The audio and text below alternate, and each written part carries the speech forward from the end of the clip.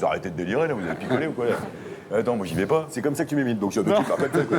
T'as vu qu'il y a le mec qui fait quoi? C'est Victor Lano. Non.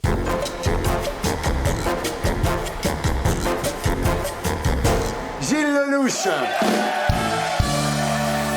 Gilles Lelouch. Vous êtes ici ce soir pour un livre intitulé « Non, je ne suis pas le fils de Claude Lelouch ». Et arrêtez de me faire chier avec un homme et une femme. C'est bouleversant. On en parlera tout à l'heure. Vous êtes la seule star à s'appeler Gilles. Hein.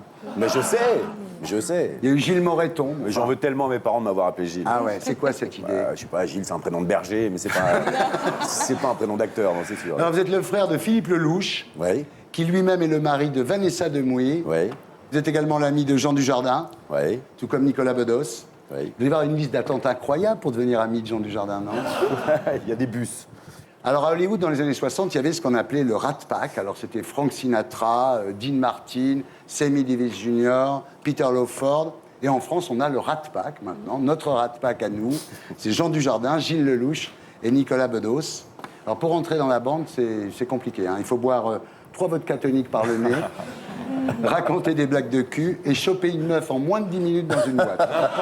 Et avoir lu un livre. Avoir lu un livre, j'ai oublié. Ouais, oui. ça va. Donc ne pas être Alessandra Sublet. Ouais. Arrête avec ça. Arrête avec ça. Oui. Bon alors, non, c'est vrai, vous êtes très copains, quoi. Je veux dire, tous les Oui, trois. on est très copains. Vous êtes amis même. Oui.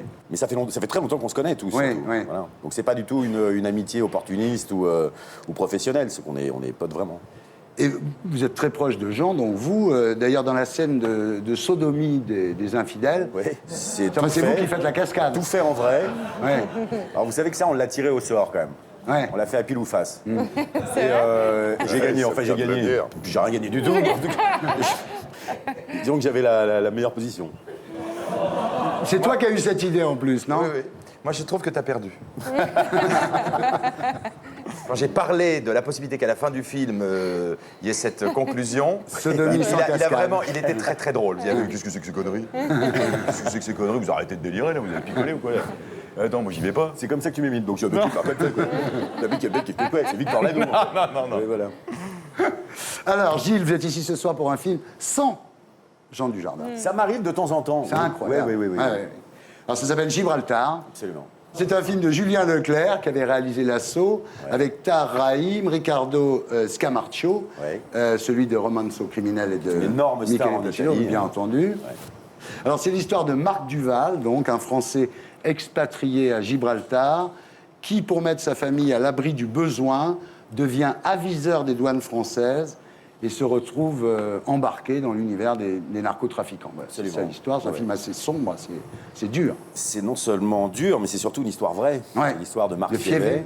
Marc Fievet, ouais, à qui c'est vraiment arrivé et qui a dédié 6 ans et demi de sa vie à cette entourloupe-là, et 10 ans de prison surtout. Ouais. Il avait un espèce de bar-restaurant dans lequel tous les narcotrafiquants se retrouvaient pour jouer au billard et ils discutaient de leur trafic. Et donc on lui a demandé de devenir indique.